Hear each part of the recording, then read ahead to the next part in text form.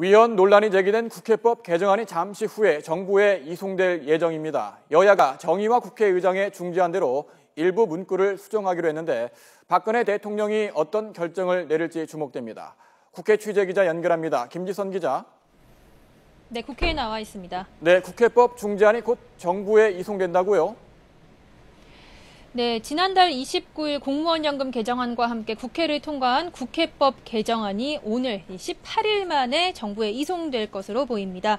여야가 정의와 국회의장의 중재안을 합의해서 수용하기로 한 겁니다. 국회가 행정부의 시행령 수정 변경을 요구할 수 있도록 한 부분에서 요구를 요청으로 바꿔서 완곡하게 표현을 했습니다. 국회의 시행령 수정 요구 권한의 강제성을 완화해서 위헌 소지를 없애자는 취지입니다.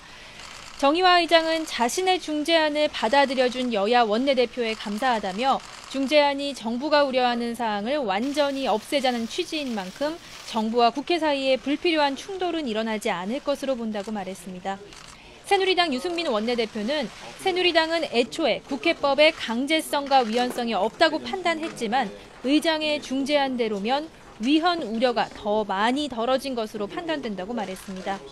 새정치연합 이종걸 원내대표도 메르스 사태 상황에서 국회법 정쟁을 유발하는 것은 피해야 한다며 6월 국회는 민생국회가 되길 바란다고 말했습니다.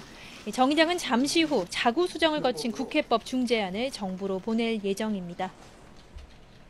네, 중재안대로라면 이 위헌 소지가 말끔히 해소됐다고 볼 수 있는 건가요?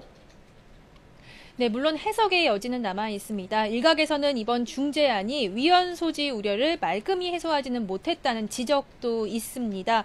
특히 야당이 처리해서 보고한다라는 문구 앞에 검토해서라는 단어를 넣어서 국회의 권한을 한 차례 더 완화한 중재안에 대해서는 받지 않기로 하는 등 조건부로 의장 중재안을 수용한 상태입니다. 청와대는 그동안 정 의장의 중재안에 대해 박 대통령이 처음 밝힌 입장, 즉 받아들일 수 없다는 입장에서 변화가 없다고 밝힌 바 있습니다. 하지만 어찌됐든 박 대통령이 거부 의사를 밝힌 원안이 아닌 일부 자구 수정을 거쳐 정부로 이송되게 된 건데요. 여야가 일정 부분 강제성을 완화하는 조치를 취했기 때문에 박 대통령이 어떤 선택을 내릴지 주목됩니다. 지금까지 국회에서 YTN 김지선입니다.